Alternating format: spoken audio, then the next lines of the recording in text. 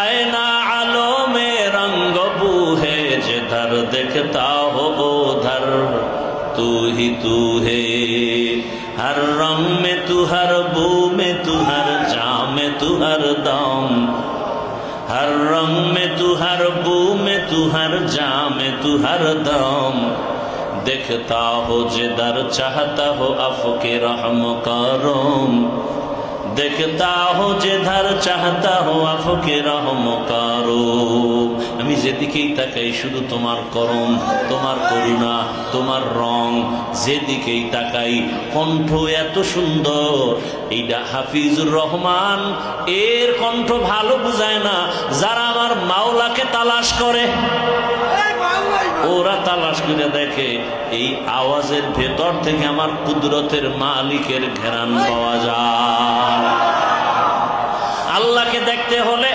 চোখের নজর ঠিক করো আল্লাহর কুদরতের ঘ্রাণ আছে ঘ্রাণ যদি নিতে চাও নাক ঠিক রাখো দেখবা তোমার নাকে মাওলার কুদরতের ঘ্রাণ আসতেছে ঘ্রাণ পাইবা বলতে পারবা না এটা বুঝার মানুষ করি বুঝানেরও মানুষ নাই বুঝারও মানুষ নাই বিরোধিতার মানুষ আছে हकीकत से तू दुनिया बेखबर है दुनिया की नुमाइश पर नजर है तबल कमर बिहुस्बान والنجم والشجر يسجدان وفضل زمانا على زمان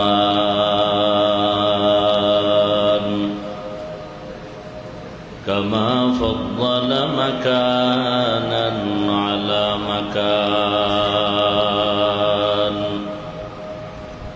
وإنسانا على إنسان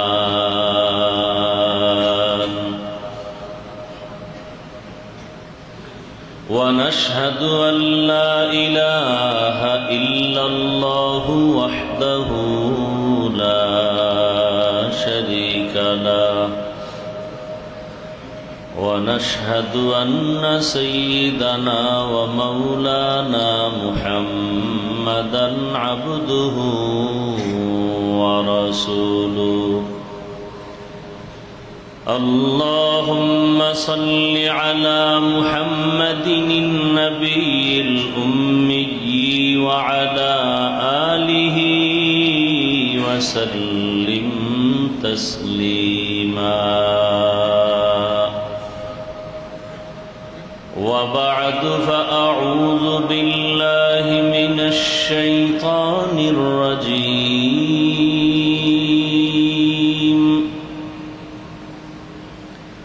بسم الله الرحمن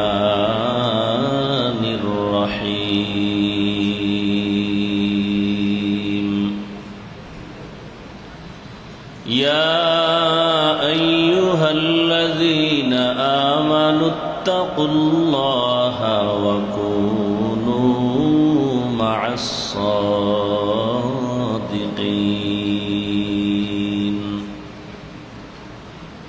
وقال رسول الله صلى الله عليه وآله وسلم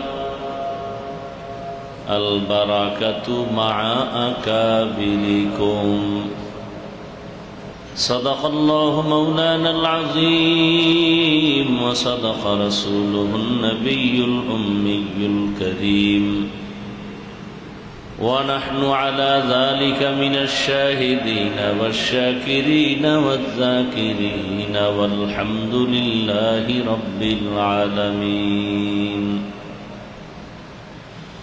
سبحانك لا علم لنا إلا ما علمتنا إنك أنت العليم الحكيم رب اشرح لي صدري ويسر لي أمري واحلل عقدة من لساني يفقه قولي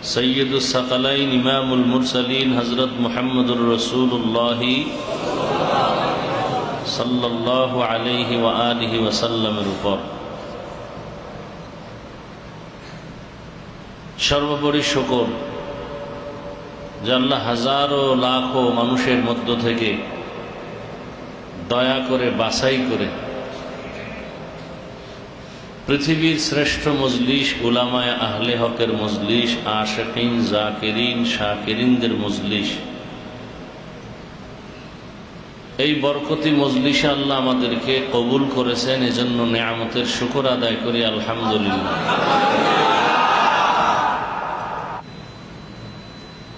এখানে আসা বয়ান করা সবকিছুর মূল মাকসাদ হলো বডি নিয়ে কোনো কথা নাই, ভেতরের একটা জিনিস আছে কলব, এ নিয়ে কথা। হাদিস শরীফে আল্লাহর রাসূল বলেন যে বডির মধ্যে একটা গোশতের টুকরা, এটার নামই কলব। লিকুল্লি শাইইন সিকালা ওয়া সিকালাতুল কুলুবি যিকরুল্লাহ। যত জিকির করবেন তত কলব পরিষ্কার হবে। জামায় ময়লা লাগছে, যত সাবান দেন ততই পরিষ্কার, ততই কি পরিষ্কার। দিবেন না, অন্য পরিবেশে যাবেন, আবার ময়লা। জামায় ময়লা লাগছে, এখন পরিষ্কার করতে হবে, সাবান লাগবে, পানি লাগবে। কিছু কিছু জামার ময়লা এমন ময়লা যেগুলো সাবান আর পানিতেও যায় না। এই ময়লাগুলো পরিষ্কার করার জন্য তৃতীয় ব্যক্তি লাগবে। তৃতীয় কোথায় পাবো? কয় আদর্শনগরে একজন তৃতীয় ব্যক্তি একটা হসপিটাল খুলে বইছে, যেই দাগ তোমার হাতে যায় না তার হাতে যাবে। কেন? কয় তার কাছে বিদেশি মেডিসিন আছে। বিদেশি কি আছে? মেডিসিন। ওইটা দিলেও দাগ থাকবে না, ধুইয়া পরিচ্ছন্ন করে তোমাকে দিয়ে দিবে। তাহলে কলবের মধ্যে কিছু দাগ আছে, এই দাগগুলো জিকিরে জিকিরে চলে যায়। এমন কিছু দাগ লাগে যেই দাগগুলো নিজের টুকটাক আমলে যায় না, তৃতীয় হাত লাগবে। কি হাত লাগবে? এরা কোথায়? এরা খানেকার মধ্যে বসে আছেন, এদের কাছে বিদেশি মেডিসিন আছে। মেডিসিনের নাম তাকওয়া। মেডিসিনের নাম কি? হর কে দারত খৌফে হক দরদিল মাদাম জন্নতুল মাকওয়া দেহত ওরা মাকাম জুজবা হক চি জে মখাজ ইনসু জা ফজলে ও আমস্তে দর জুমলা জাহা। তাকওয়া মানে কি? আল্লাহ পাক রব্বুল আলামিন বলেন তোমার কলবকে পরিচ্ছন্নর জন্য মেডিসিন, মাধ্যম, ব্যবস্থা দুইটা। কয়টা? এক ব্যবস্থা, ফাইনাল ব্যবস্থা হলো তুমি একজন ব্যক্তির কাছে গিয়া কলবটাকে ধুইয়া নাও, পরিষ্কার করাও। ব্যক্তি ছিলেন রহমতুল্লিল আলামিন, তিনি তো আর নাই, এখন কি করি? তো নবী বলে গেছেন আমার ওয়ারিস ওলামায়ে কেরামের কাছে যাও। কিন্তু এখন ওলামায়ে কেরামের কাছে মন টানে না, যাইতে মনে। এক মন না চাওয়ার কারণ হইল শয়তান ফিরায় রাখতেছে, আর এক না চাওয়ার কারণ হইল কোন হুজুরের কাছে যাবো, সবাই ভেজাল, এক একজনে এক এক লাইনে দৌড়ায়, ভেজালের শেষ নাই, বাড়াবাড়ি সারাসারির শেষ নেই। কোথায় যাব? এর মধ্যেও আল্লাহ বলেন তালাশ করো। এরা নিজেদেরকে প্রচার করে না, এরা গোপন হয়ে থাকে। কারণ 1 নাম্বার মালের অ্যাডভাইস হয় না, 2 নাম্বারের অ্যাডভাইস বেশি হয়। যারা খাঁটি আল্লাহওয়ালা এরা প্রকাশ হয় না, আল্লাহ করে দেন, আল্লাহ করে দেন। আল্লাহ এদিকে ইঙ্গিত করে বলেন, ইয়া আইয়ুহাল্লাযীনা আমানুত্তাকুল্লাহা ওয়া কুনু মা'আস সাদিকিন। 1 নাম্বার কর্মসূচি, আল্লাহকে ভয় করো, তাকওয়া অর্জন করো। আর এই তাকওয়া অর্জন কিভাবে করবা? তাকওয়া যাদের কাছে আছে সেখান থেকে অর্জন করো। তাকওয়া আছে কাদের কাছে? লিকুল্লি শাইইন মা'দিনুন ওয়া মা'দিনুত তাকওয়া কুলুবুল আরিফিন। জমিনের মধ্যে কিছু আল্লাহর পেয়ারা বান্দা আছেন, আরিফিন বলা হয় এদেরকে, আরিফ বিল্লাহ বলা হয়। এরা আল্লাহকে চিনে, এক বচনে আরিফ, বহু বচনে আরিফিন। এরা কারে চিনে? আল্লাহকে চিনে। আল্লাহকে চিনতে পারলে সে হয় আরিফ বিল্লাহ। আর আল্লাহকে চিনার নাম মারিফত। আল্লাহকে চিনার নাম কি? শরীয়ত রা মুকদ্দম দারে আকনু, মারিফত আজ শরীয়ত নিসত বেরু। শরীয়ত হো তরিকত হো তমামি, हकीकत में मोहम्मद की गुलामी। গাভীর দুধের মধ্যে মাখন আসেনি? ঘি, ছানা। এখন 20 কেজি দুধ একটা পাত্রে দেওয়া হলো, তো একজনে বলে এটার মধ্যে মাখন আছে, বলে হ্যাঁ। ঘি? তাও আছে। কথা আমি একটু খুঁজে দেখি তো। দেখো, হাত দিয়া ভিতরে খুঁজতেছে। কি খুঁজে? মাখন। সারা রাত খুঁজলে পাবে? তার মানে নাই। আছে? আছে কথাটা কত পার্সেন্ট সত্য? আছে, কোনো সন্দেহ? কেউ যদি বলে নাই, বলবে তুমি চরম এই সম্পর্কে অজ্ঞ, মূর্খ। কি? তাহলে মারিফত আছে, মারিফত দেখা যায় না, আছে সত্য। কত পার্সেন্ট সত্য? আরে কি এর 100? 1000 কোটি পার্সেন্ট সত্য, কিন্তু দেখা যায় না। তো বের করবো কেমনে? কয় মেহনত করো। কি করো? মুজাহাদা করো, মুজাহাদা করো। দুধের মধ্যে মেহনত করো। একটা বাঁশ লও, 2-4 হাতের একটা চিকন বাঁশ, বাঁশের এক মাথা কেটে 5টা আঙ্গুল বানাও। ওই অংশটা দুধের মধ্যে দিয়া খুঁটির সাথে বাঁশের মাজায় গামছা লাগাও, রশি লাগাও, নিজের মাজায় গামছা বাঁধো। এইবার 2 হাত দিয়া টানো, ওই বাঁশের অংশটা দুধের মধ্যে 5 আঙ্গুলের মতো চরখা ঘুরবে, তোমারও ঘাম ছুটবে, দুধের মধ্যে ফেনা জমবে। হঠাৎ করে দেখবা মাখন ভেসে উঠেছে। এটা চিন্তা করেন তো, এমনি এমনি মাখন বের হবে? এখন আধুনিক সিস্টেম যতই থাকুক না কেন, মেহনত লাগবে, প্রসেসিং করতে হবে। মেহনত ছাড়া দুধ থেকে মাখন বের করা যাবে না, ঘি বের করা যাবে না, ছানা বের করা। তো তুমি ইবাদতের মধ্যে, শরীয়তের মধ্যে মেহনত চালাও, মারিফত অর্জন হবে। কেমনে মেহনত চালাবো? তাকওয়ার মাধ্যমে, ইখলাসের মাধ্যমে। নামাজ পড়ি ঠিক, কিন্তু মারিফতের দরজা তো খুঁজেই পাই না। রোজা রাখি ঠিক, মারিফতের ঘ্রাণ তো পাই না।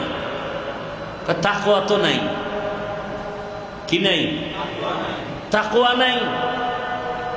তাকওয়া কি জিনিস বুঝার জন্য তো লাইন লাগাইতে হবে। মোবাইলে চার্জ নাই, পাওয়ার হাউসের সাথে চার্জ লাগাও,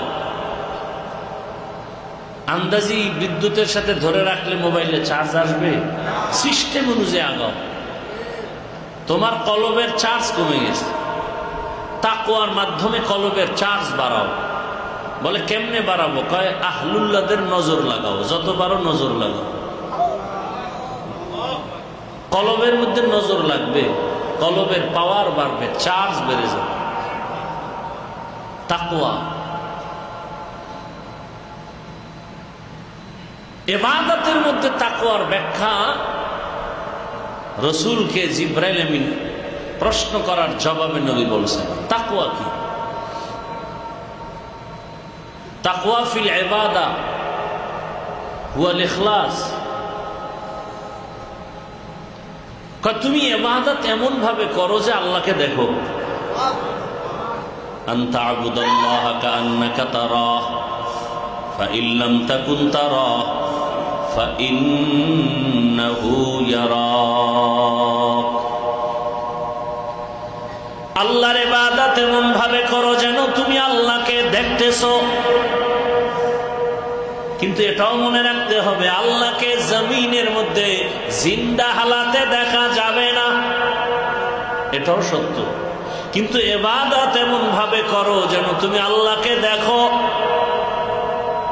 কথা আল্লাহরে দেখলে রহমতের নবী মেরাজ থেকে আসছেন, আর নবী বর্ণনা দিলেন রাআইতু রব্বি আজ্জা ওয়া জাল্লা, আমি আমার রবকে দেখেছি, আমি আমার রবকে দেখেছি। নবী বলেন আমি আল্লাহকে দেখেছি। বলে আল্লাহ তো কেমন, রং কেমন, ঢং কেমন? করে বান্দা এটা বুঝানো যাবে না। রহমতের নবীর সাহাবী চাচাতো ভাই, নাম কি? নাম কি? হযরত আলী রাদিয়াল্লাহু তাআলা 7 বছর বয়সে রহমতের নবীর হাতে হাত লাগায় কালেমা পড়েছেন। কয় বছর? কেউ বলেন 11 বছর, কেউ 8 বছর। এতদিন চাচাতো ভাই, এখন সাহাবী, কিছুদিন পরে হবেন কার জামাতা? ফাতেমাতুজ জোহরা রাদিয়াল্লাহু আনহার স্বামী হবেন। হযরত আলী রহমতের নবীর হাতে হাত লাগাইয়া এত পরিমাণ দামি হয়ে গেলেন। রহমতের নবী এমন একটা দোয়া করছেন, আল্লাহর আরশে আজিমে দোয়া পৌঁছে গেছে। রহমতের নবী বলেন আনা দারুল হিকমাহ ওয়া আলিয়ুন বাবুহা, আমি হলাম ইলম হিকমতের ঘর, আর এই ইলম হিকমতের ঘরের দরওয়াজা আমার আলী।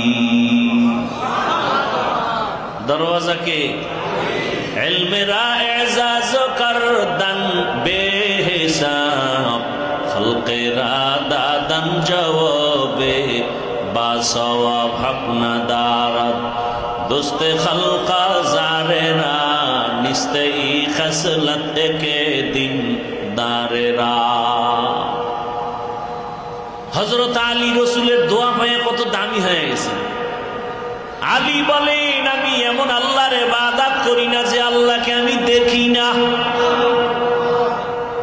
আমি এমন আল্লাহর ইবাদত করি না যে আল্লাহকে তেরা আয়না আলো মে রঙ্গ বু হে, তেরা আয়না আলো মে রঙ্গ বু হে, जिधर दिखता हो उधर तू ही तू है, तो दिल में तू आता है समझ में नहीं आता,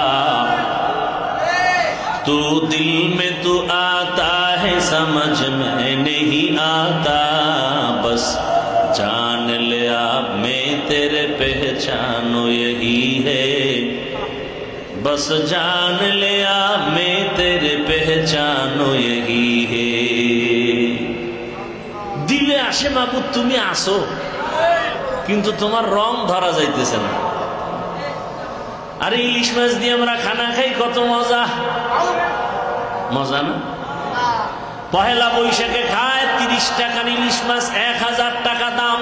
যারা খায় ওরাও জালেম, যারা খাওয়ায় ওরাও জালেম। বুঝ কর না না বুঝা কি বাইরে যাইতো কইবেন যে হাফিজুর রহমান সাহেব বলছে ইলিশ খাওয়া জালে, যারা খায় এরাও জালে, ইলিশ যারা খাওয়ায় এরাও জালে। কোন দিকটা কইলাম ঠিক কইয়া গেল কি আর বুঝলো না কিছু।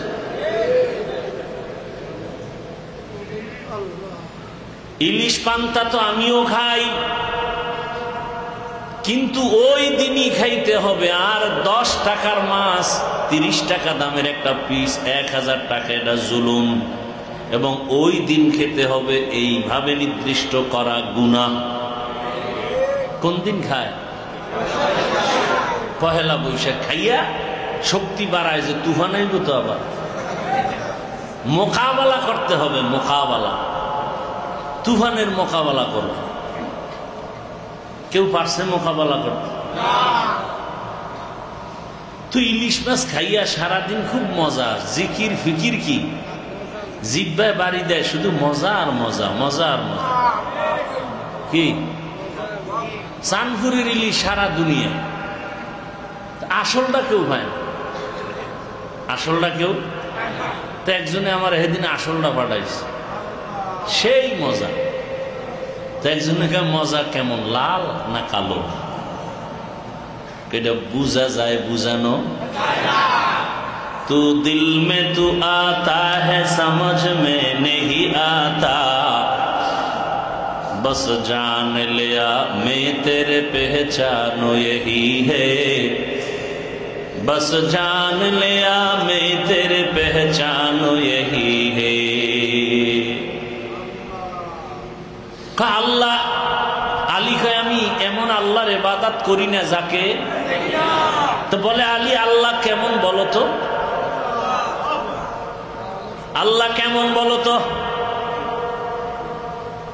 10 তলা বিল্ডিং দেখে কয় অনেক সুন্দর, অনেক। বুঝলা কেমনে? কয় বানানেওয়ালা আরো সুন্দর, ইঞ্জিনিয়ার সাহেব।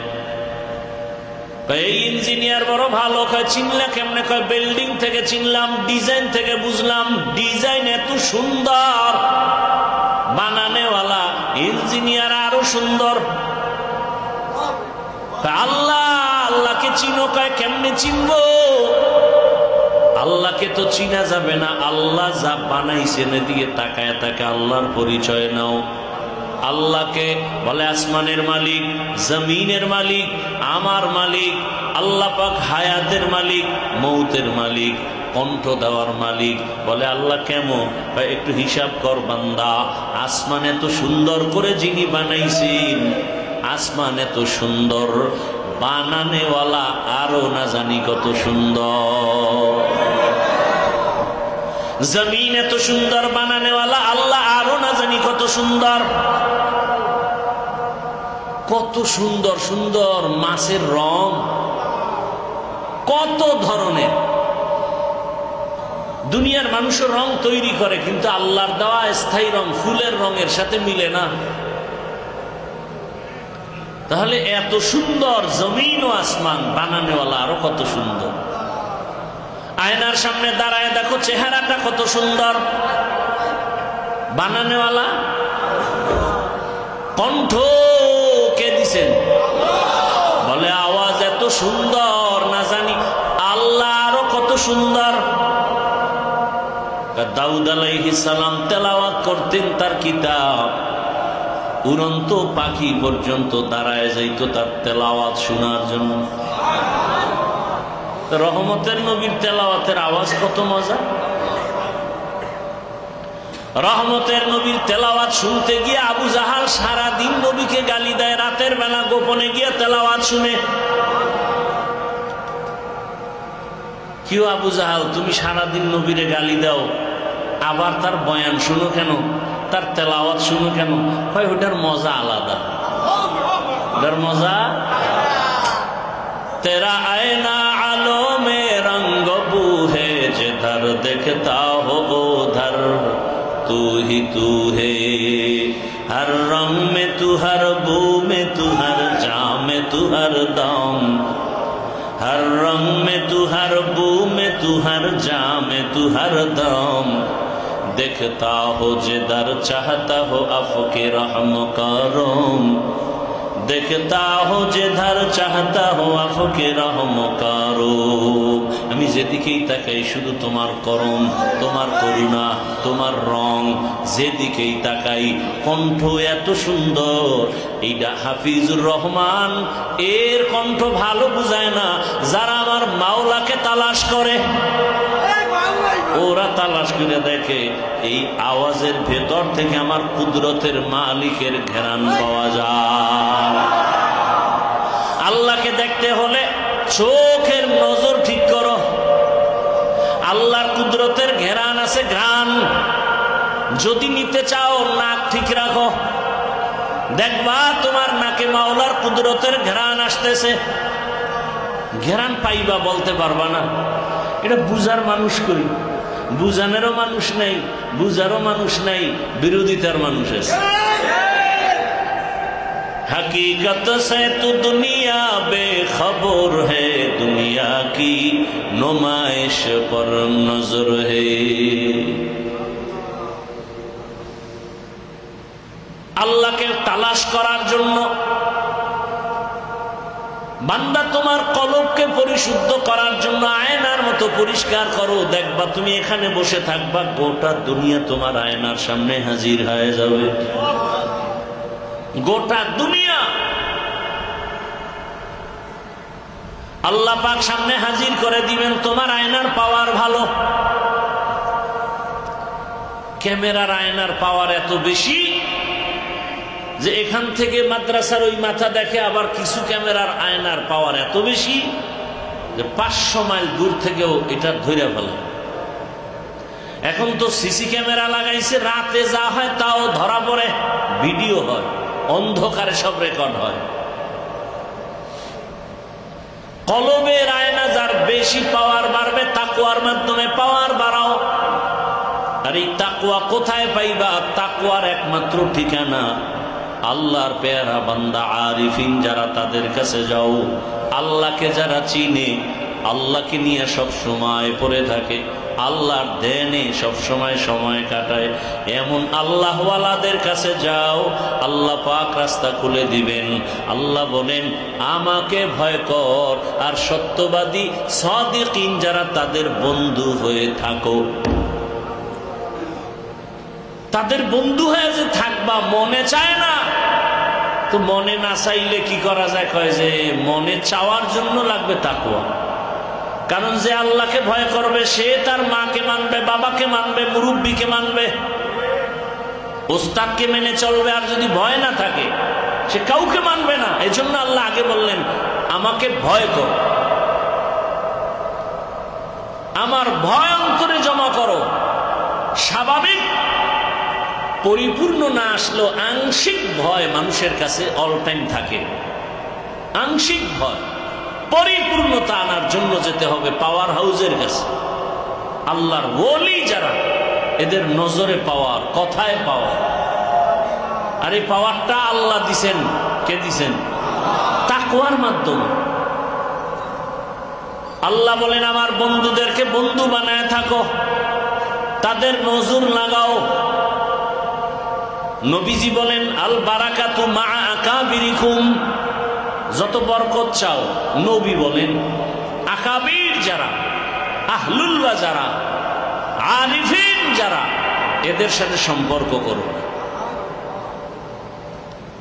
আল্লাহর সাথে সম্পর্ক বেশি এজন্য গত ইজতেমায় বলছিলাম কিনা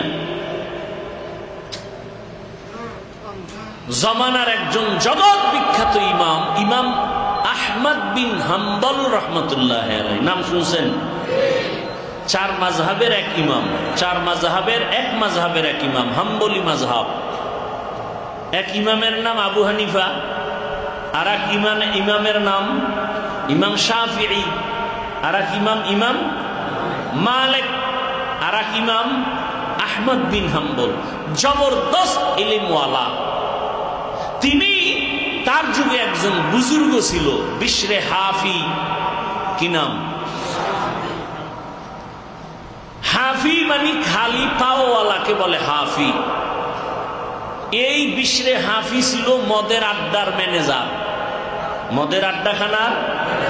আল্লাহ হেদায়াত দিয়া দিছেন, বড় ঘটনা। সেই বিশরে হাফি এখন আল্লাহর এমন পরিচয় পাইয়ে ফেলাইছেন যে এখন জমিনে জুতা পরে চলে না, জমিন তো পাক, আমি সেই পবিত্র জমিনে সেজদা দিলেই তো কবুল। আর বান্দা যখন সেজদা দেয় আল্লাহ পাক বান্দার কপালের নিচে কুদরতের কদম লাগায় দেন।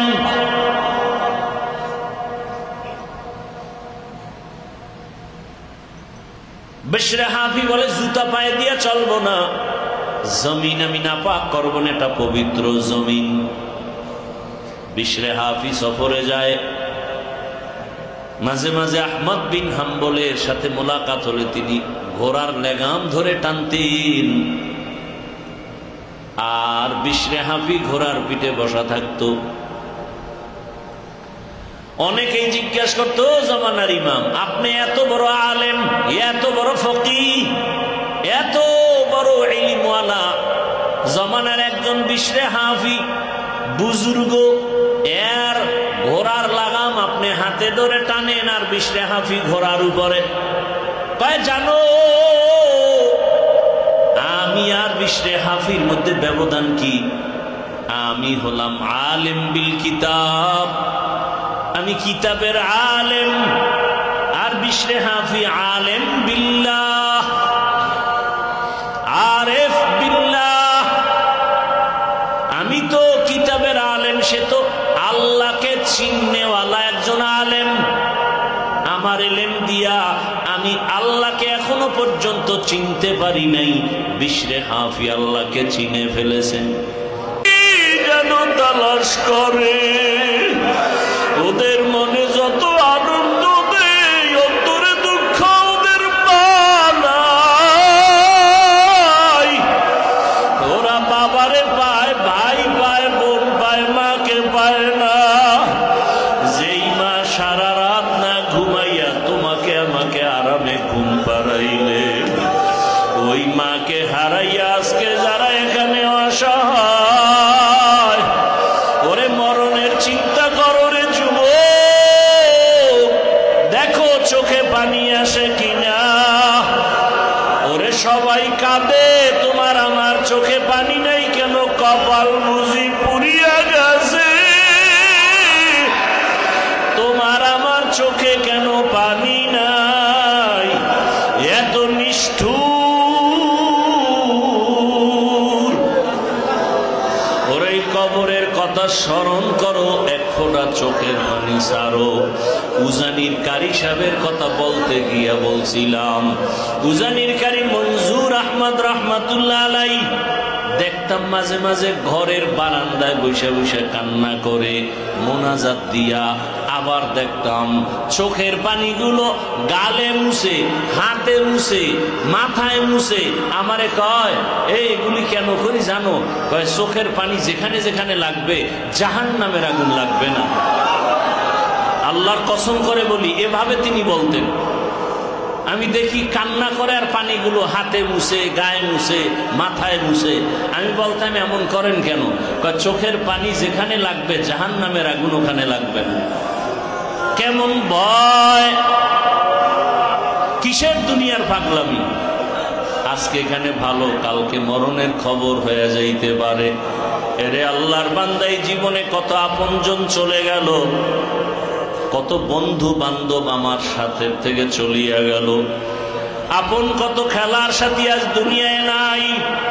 ওই কবরে যাওয়ার আগে এখনো সময় আছে, হিসাবটা ভালো করে মিলায় নাও। আমার রসুল পর্যন্ত কবরের চিন্তায় অস্থির হয়ে আছেন। উম্মতের কি হালাত হবে?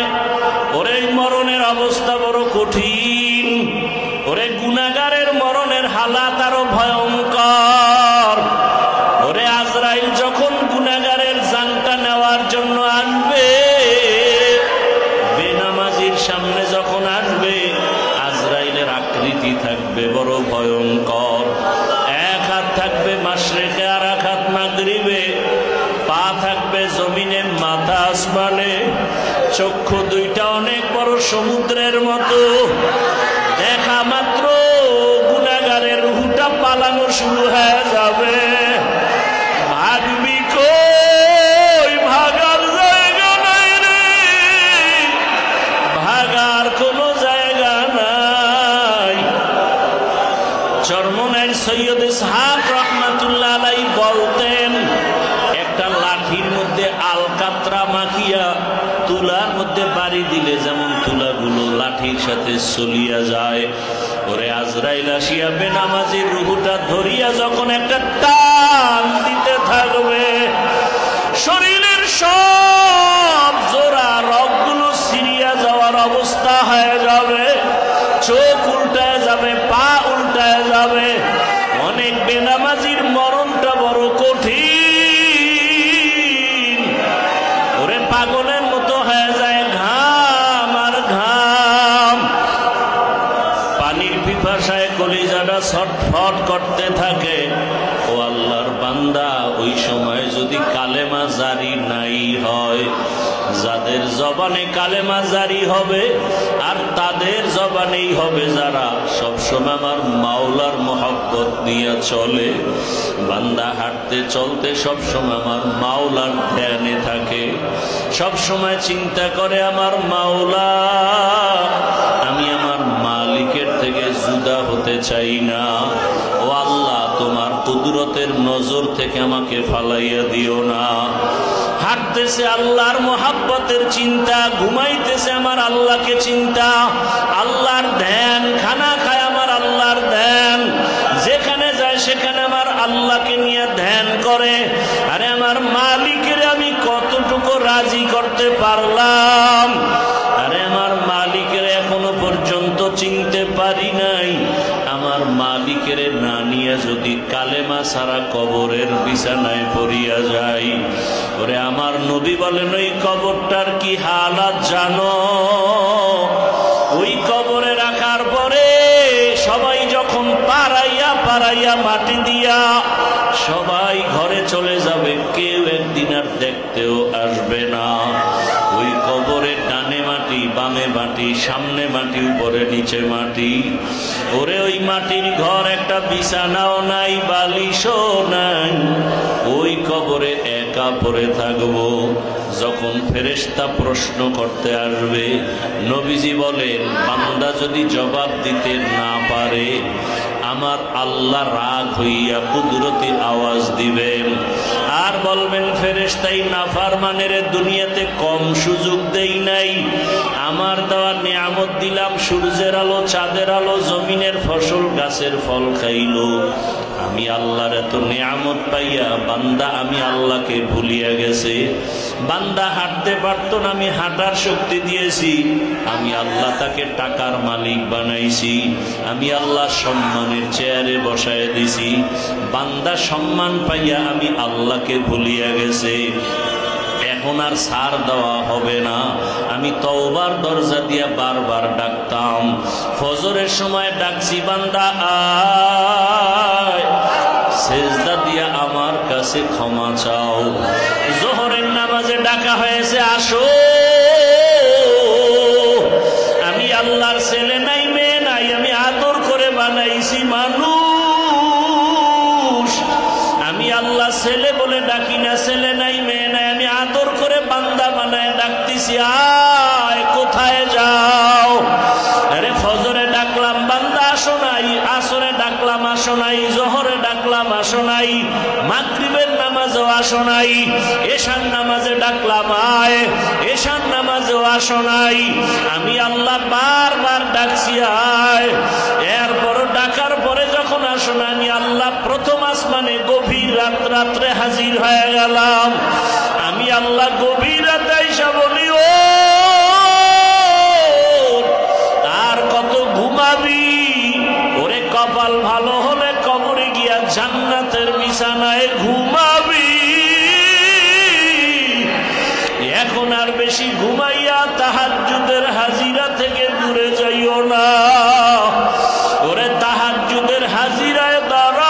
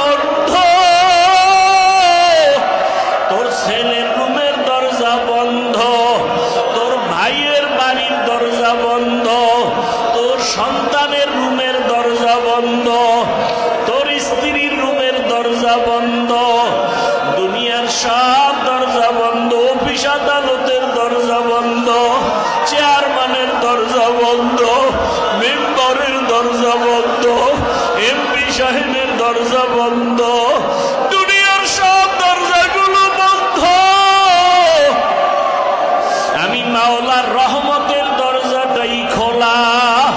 ও আমার গোলামের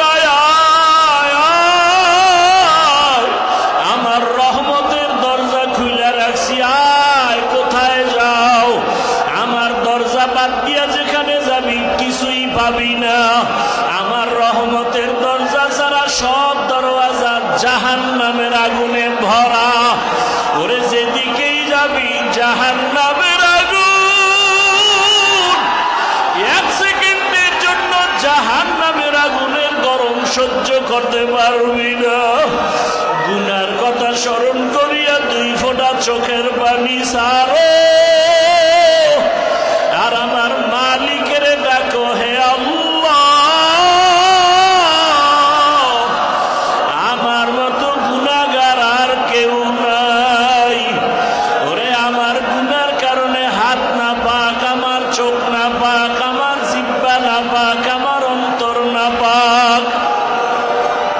আমার গুনার কারণে আমার সন্তানেরা কষ্ট পায়, আমার গুনার কারণে আমার স্ত্রী কষ্ট পায়, আমার গুনার কারণে আমার মা বাবা অশান্তি, আমার গুনার কারণে আমার ঘরে অশান্তি, আমার গুনার কারণে আমার সমাজে অশান্তি, আমার গুনাহের কারণে আমার পরিবারে অশান্তি, আমার গুনার কারণে আমার অফিস আদালতে অশান্তি, আমার গুনার কারণে আমার দেশের মধ্যে অশান্তি।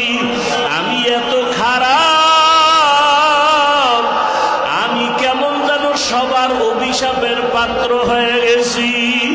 ও আল্লাহ, তুমি ছাড়া আমার কেউ নাই। ও আল্লাহ, ডানে দেখি আমার কেউ নাই, বামে কেউ নাই, সামনে কেউ নাই, পিছনে কেউ নাই। ওরে যারে দেখি আমার আপন, আমার আসলে তারা আপন না। ভাইকে আপন মনে করি, স্বার্থে আঘাত লাগলে আর আমার কাছে নাই। মা বাবাকে কাছে মনে করি, স্বার্থের আঘাতে কাছে নাই। স্ত্রীকে আপন মনে করি, স্বার্থের আঘাতে আপন আর নাই। চিন্তা ভাবনা করে দেখলাম আমার কেউ নাই, আমি বড় একা, আমি বড় একা, আমার কেউ নাই। আমি অসুস্থ হইয়া গেলে আমার নিয়ে সবাই বিরক্ত, আমার স্ত্রী বিরক্ত, সন্তান বিরক্ত হয়ে যায়। আমি অসুস্থ হয়ে গেলে সবার অন্তরে বড় একটা পেরেশানি। আসলে দেখলাম আপন কেউ নাই, বাবাও আপন না, সন্তানও আপন না। রে আল্লাহ, চিন্তা ভাবনা করে দেখলাম তুমি ছাড়া আমার আপন আর কেউ নাই। কারণ আমার গুনার কারণে, অন্যায়ের কারণে আমাকে মা ভালো জানে না, বাবায় ভালো জানে না। আমার গুনার কারণে আমার স্ত্রী ভালো জানে না, আমার গুনার কারণে আমাকে আমার ছাত্ররা ভালো জানে না, আমার গুনার কারণে আমাকে কেউ ভালো জানে না। সবাই মনে মনে ঘৃণা করে। গুনাহের কারণে, অন্যায়ের কারণে সবাই আমাকে মনে মনে ঘৃণা করে। কেউ আমারে ভালোবাসে না, কাছেও ডাকে না। আরে আমি মনে করি সবাই আমার আপন, অথচ আমারে মনে মনে ঘৃণা করে যে এই লোকটা কেন বারবার আসে, এই লোকটাকে দেখতে ভালো লাগে না। আরে মনে মনে ঘৃণা করে সবাই, এই লোকটার ব্যবহার ভালো না, মেজাজ ভালো না। আসলে চিন্তা করে দেখছি, ও আল্লাহ, সবাই আমাকে একটু অন্যায় দেখে তাড়ায় দেয়, মনে মনে ঘৃণা করে। কিন্তু আপনি কেমন দয়ার মালিক, এত অন্যায় জীবনে করেছি, আপনি রাগ করিয়া পানিও বন্ধ করেন নাই, খানাও বন্ধ করেন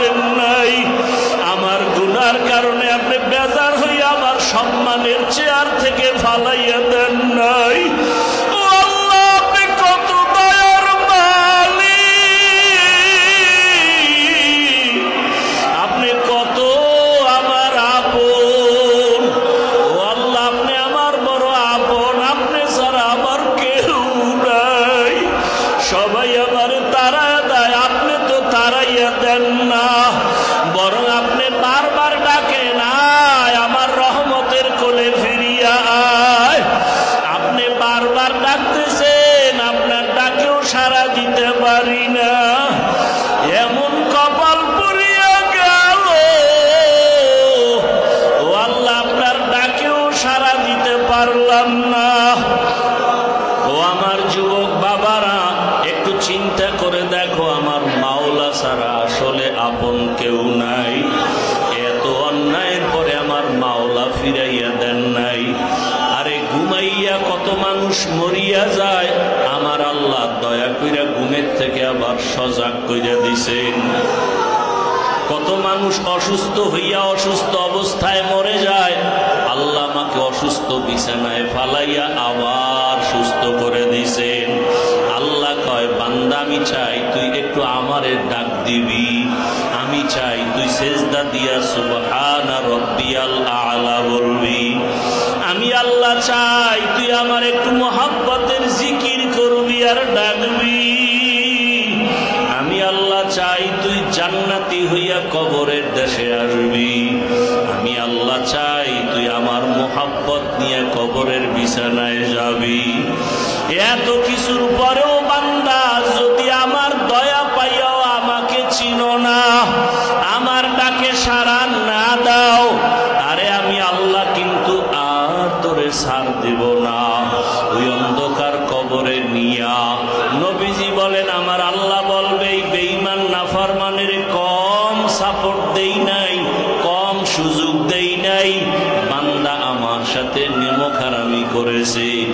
নবী বলেন, আল্লাহ বলবে, ফেরেশতা এখন আর সুযোগ দেওয়া হবে না, কবরের ভেতরে জাহান্নামের দরজাগুলো খুলিয়া দাও। একটা না দুইটা না 70 থেকে 99টা সাপ কবরে চলে আসবে। সাপগুলো পেঁচাইয়া পেঁচাইয়া কামড়াইতে থাকবে। সাপ এমন একটা আঘাত করবে, সহ্য করা যাবে না রে বাবা। ও যারা নামাজ পড়ো না, বেপরদায় চলো, গুনাহ করো, চোখের গুনাহ করো, জবানে গুনাহ করো, মিথ্যা কথা বলো, গালি দাও, গীবত শিকায়াত না করলে ভালো লাগে না, অন্যের ইজ্জত নষ্ট না করলে ভালো লাগে না, রেডি হইয়া কবরে যাইও। ওয়াইলুল লিকুল্লি হুমাযাতিল লুমাযা, ওরে ওই ওয়াইল নামক জাহান্নাম, ওরে যারা গীবত কইরা মজা পাও, অন্যের ইজ্জত নষ্ট করিয়া মজা পাও, ওরে গুনাহ নিয়ে কবরে গেলে গীবতের মজা কেমন বুঝবা সেদিন, কান্না করেও লাভ হবে না। আরে আমার আল্লাহ বলবে, কবরের মাটি এই গুনাহগার নাফরমানের দুই দিক দিয়ে জোরে জোরে চাপ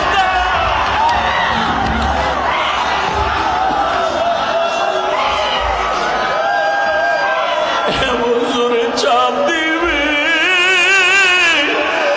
দুই পাজরের হাড় চুরমার হয়ে যাবে। বাবা কাঁদো, দুই ফোঁটা চোখের বাড়ি সারিয়া গুনার কথা স্মরণ করে আল্লাহরে ডাক দেওয়ার পাপ চাও। ইয়া রাব্বি গফিরলি, ইয়া রাব্বি গফিরলি, ইয়া রাব্বি গফিরলি। গুনাহ নিয়ে কবরে যাইও না, যতদিন গুনাহ করছো, এতদিন নামাজ ছাড়ছো, আর ছাড়িও না। পাও ধইরা বলি আর নামাজ ছাড়িও না, দুই পাও ধইরা বলি রে যুবক, মোবাইলে সারা রাত গুনাহ করিও না রে বাবা। আমার মাওলার ধরা বড় কঠিন। আমার মাওলায় কিন্তু নমরুদের ছাড়ে নাই, ফেরাউনের ছাড়ে নাই, সাদ্দাদের ছাড়ে নাই, কারুনের ছাড়ে নাই। আমার মাওলায় যদি ধরিয়ে ফেলায় যাবি কই? আমার মাওলার ধরা বড় কঠিন। ছাড়িও না, বেপরদায় চলিও না, আর বাবার সাথে বেয়াদবি করিও না, শিক্ষকের সাথে বেয়াদবি করিও না, ওলামায়ে কেরামের সাথে বেয়াদবি করিও না।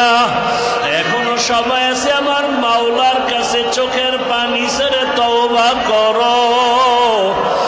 আরে জাহান্নামের কথা স্মরণ করে 2 ফোঁটা চোখের পানি ছাড়ো। ওরে এখনো যদি চোখে পানি না আসে কপাল বুঝি মন্দ। ওরে যার চোখে পানি আছে দেখো ডানে বামে কার চোখে পানি। হাতটা বাড়াইয়া দোয়া নাও, কান্না ছাড়া জাহান্নামের আগুন ঠান্ডা হবে না। ওই চোখের পানি বড় দাম। কলবটা গুনার কারণে মরিয়া গেছে, গুনার কারণে অন্তরটা পাথরের মতো শক্ত হয়ে গেছে, চোখে পানি আসে না রে বাবা। আল্লাহকে বলো আল্লাহ কান্নাওয়ালা চক্ষু দান করেন, ও আল্লাহ কান্নাওয়ালা চক্ষু দান করেন, জিকিরওয়ালা জিহ্বা দান করেন, আখিরাতের ফিকিরওয়ালা কলব দান করেন। আমার আল্লাহর আযাবের ভয়ে পাথর যদি কাঁদে তুমি আমি কেন কান্না করতে পারবো না? সুম্মা কাসাত কুলুবুকুম মিন বাদি যালিকা ফাহিয়া কাল হিজারাতি আও আশাদ্দু কাসওয়া ওয়া ইন্না মিনাল হিজারাতি লামা ইয়াতাফাজ্জারু মিনহুল আনহার ওয়া ইন্নামা ইয়াতাফাজ্জারু মিনহুল আনহার ওয়া ইন্নামা ইয়াশাক্কাকু ফায়াখরুজু মিনহুল মা। আল্লাহ বলেন জাহান্নামের ভয়ে আযাবের ভয়ে কিছু পাথর কান্না করে করে ঝর্ণা জারি করে ফেলেছে, আবার কিছু পাথর আমার আল্লাহর আযাবের ভয়ে কাঁদে, টপ টপ করে পাথর থেকে পানি ঝরে।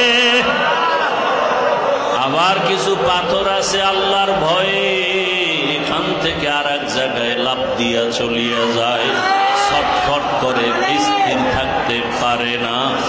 আল্লাহর আযাবের ভয়ে যদি কোরআনের আয়াত, আল্লাহর আযাবের ভয়ে যদি পাথর কান্না করে, তোমার কপাল কেন এত খারাপ? তোমার আমার চোখে কেন পানি আনবে না? আমার মাওলার কাছে গুনাহের কথা স্মরণ করে কান্না করো। তোমার আমার গুনার খবর কেউ জানে না, আল্লাহ তো জানেন। ওই গুনাহ ওই নিয়া কবরে যাইও না রে মুমিন। আল্লাহর কাছে বলো আল্লাহ জীবনে আর নামাজ ছাড়বো না, বেপরদায় চলবো না, দাড়ি কাটবো না, আর মা বাবার সাথে বেয়াদবি করবো না, শিক্ষকের সাথে বেয়াদবি করবো না, ওলামায়ে কেরামের দোয়া নিয়া রসুলের আদর্শ মানিয়া চলবো। আল্লাহ আমাদের সবাইকে আপনি মাফ করে দেন, তওবাওয়ালা জিন্দেগি আমাদের দান করেন।